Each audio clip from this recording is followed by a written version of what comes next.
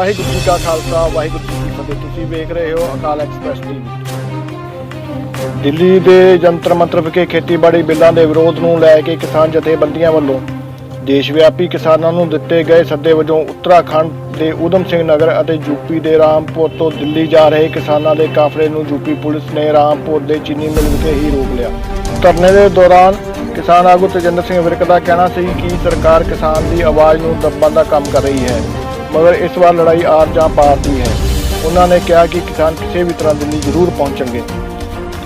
ਕਿਸਾਨਾਂ ਦੇ ਧਰਨੇ ਤੇ ਪੁੱਜੇ ਸਾਬਕਾ ਕਾਂਗਰਸ ਐਮਐਲਏ ਸੰਜੇ ਕਪੂਰ ਦਾ ਕਹਿਣਾ ਸੀ ਕਿ ਸਰਕਾਰ ਕਿਸਾਨਾਂ ਨੂੰ ਬੇਗਾਨਗੀ ਦਾ ਅਹਿਸਾਸ ਕਰਵਾ ਰਹੀ ਹੈ। ਸੰਵਿਧਾਨ ਦਿਵਸ ਤੇ ਹੀ ਕਿਸਾਨਾਂ ਦੇ ਅੰਦੋਲਨ ਨੂੰ ਕੁਚਲਣ ਵਾਸਤੇ ਉਹਨਾਂ ਨਾਲ ਅੱਤਵਾਦੀਆਂ ਵਰਗਾ ਸਲੂਕ ਕੀਤਾ ਜਾ ਰਿਹਾ ਹੈ। ਉਹਨਾਂ ਨੇ ਹਰਿਆਣਾ ਪੰਜਾਬ ਬਾਰਡਰ ਤੇ ਕਿਸਾਨਾਂ ਨੂੰ ਰੋਕਣ ਵਾਸਤੇ ਸਰਕਾਰੀ ਤੰਤਰ ਵੱਲੋਂ ਕੀਤੀ ਗਈ ਧੱਕੇਸ਼ਾਹੀ ਤੇ ਬੋਲਦਿਆਂ ਹੋਇਆ ਕਿਹਾ कि सरकार तानाशाही से आमादा है। सर, आज आप यहाँ किसानों का अगुवाई कर रहे हैं, किस मुद्दों को लेकर, क्या क्या मुद्दे हैं? पहली बात, हम अगुवाई नहीं, आज किसान अपनी अगुवाई खुद कर रहा है। आज देश का किसान खड़ा हुआ है और देश के किसान ने इस आंदोलन को खुद अपने स्तर पर खड़ा किया है।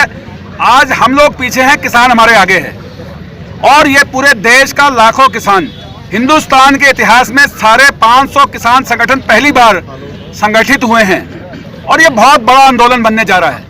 सरकार अपने जिद पर अड़ी है, अहंकार में अंधी हो चुकी सरकार को नजर नहीं आ रहा इस देश का अन्नदाता। पिछले 2 महीने से पंजाब, हरियाणा और पूरे देश के अंदर सड़कों पर आंदोलन हो रहे हैं, लेकिन सरकार लगातार बल के डंडे के दम पर, दमन के दम पर इस देश के किसानों की बात को कुचलना चाहती है।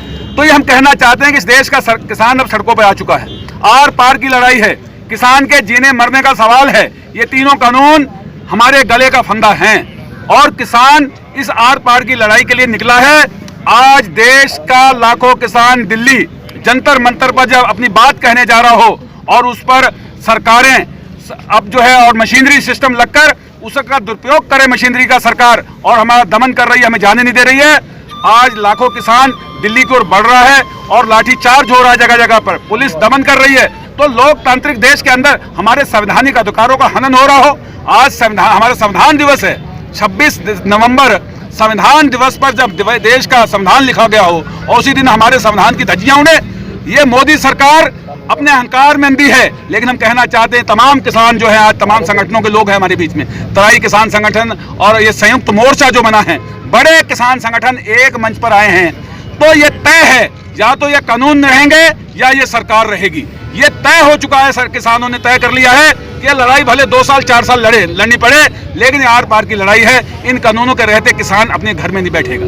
जैसा कि आज आप ये किसानों का धरना है, किसानों के धरने में आप पहुंचे हैं, तो कांग्रेस पार्टी की तरफ से क्या किसानों को समर्थित किया?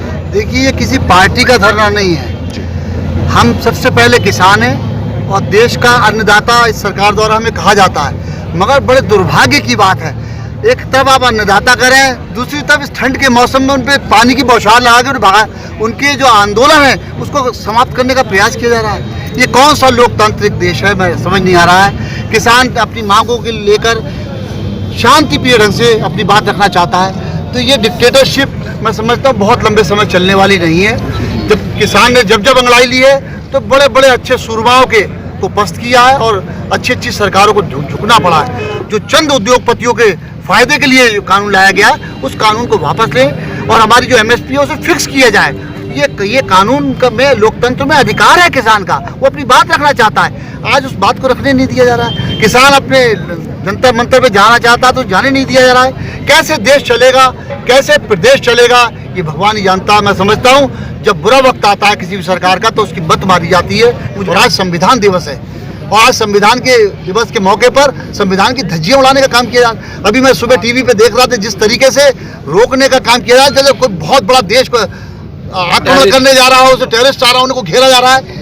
कैसे लाठी डंडे चल रहा है, कैसे वाटर कैनन हो रही है, क्या तमाशा है देश को। किसान अपनी बात नहीं रख सकता, अपनी कह नहीं सकता।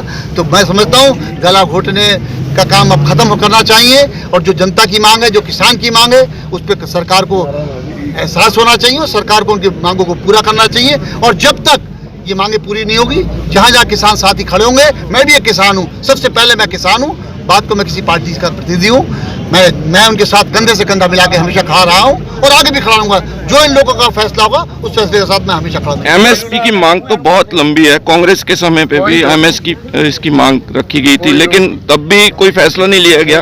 तो अब मोदी सरकार पे ही कांग्रेस क्यों वार कर रही है कि क्या कांग्रेस सरकार इस पर फैसला नहीं ले सकती थी? देखिए, ऐसा उस समय कुछ परिस्थितियों में समझ में आया होगा, जब किसान का बात सामने आई तो उस बात को उन्होंने, कांग्रेस ने अपने आप को समझते हुए किसानों की मांग को लेकर उस पर अमल करने का प्रयास किया। आज तो सब किसान एक साथ खड़े हैं, सब पार्टी के लोग एक साथ खड़े हैं। हर किसान ये चाहता है कि इसे फिक्स किया जाना चाहिए। तो अगर कोई काम नहीं पहले हो पाए तो ये आवश्यक नहीं कि पहले नहीं हो तो आगे भी नहीं होगा, तो उसमें सुधार होना चाहिए। जो किसान की मांग है वो सबसे पहले किसानों की मांग को अमल किया जाना चाहिए। ये जो मोदी सरकार है इसका कहना है कि ये जो नियम है ये कांग्रेस के समय में बने, हमने सिर्फ लागू किए।